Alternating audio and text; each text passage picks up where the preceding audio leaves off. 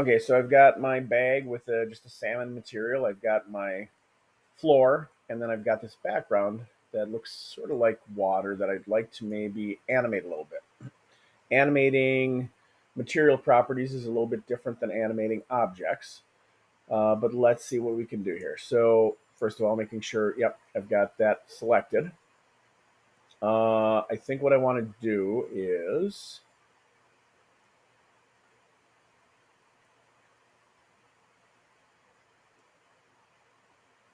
which item do I have selected? There we go. Okay.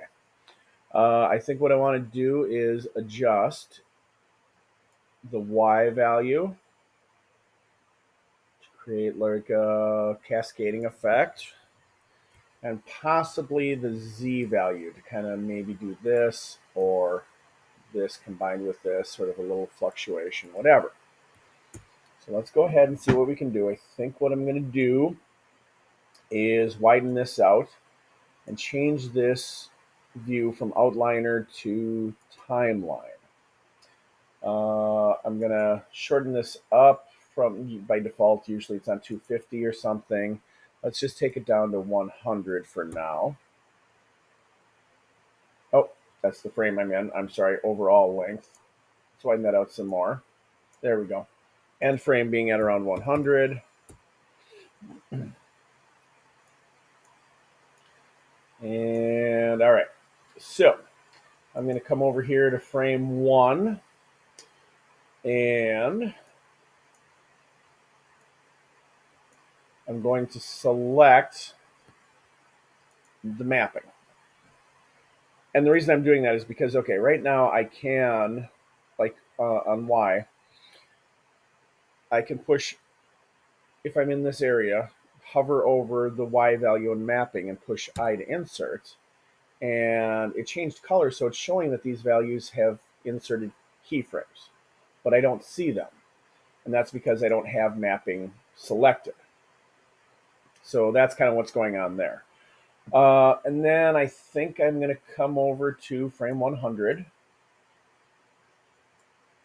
And I'm also going to push I to insert a value here as well. And then what I need to do is to change the value. So on the Y, I'm going to change this to 100. And we should have, if I push play, an effect where it's going down. So let's pause that. And then Z, I think I'm going to try that too to see if maybe I can get something happening there as well. Oh, that's not what I wanted, but that's okay. I'll go with 48. I can move that afterwards. And I think for Z at that spot, let's just take this up to maybe, I guess I'm not going to be shy. Let's go ahead and just do a bigger value, like maybe 100. And we'll see what happens. So now if I go ahead and push play,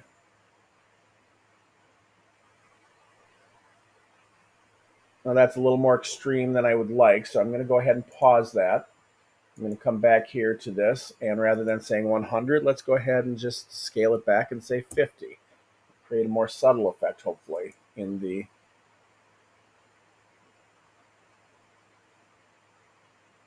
A little bit better. I'm going to go more subtle yet. So let's pop back in here to this frame. And maybe I'll go 35.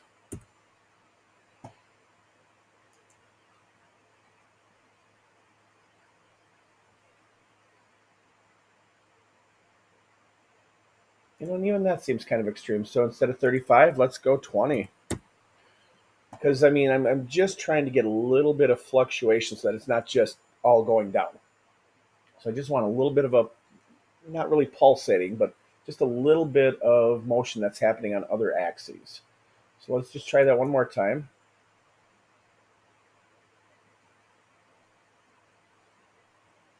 Yeah, I think something like that gets a little bit closer to the mark where you can just see there's just that little bit of variation that's happening in there. Let's pause this one more time. I'm going to take that to maybe 10. Go more subtle yet. All right, now with that being the case,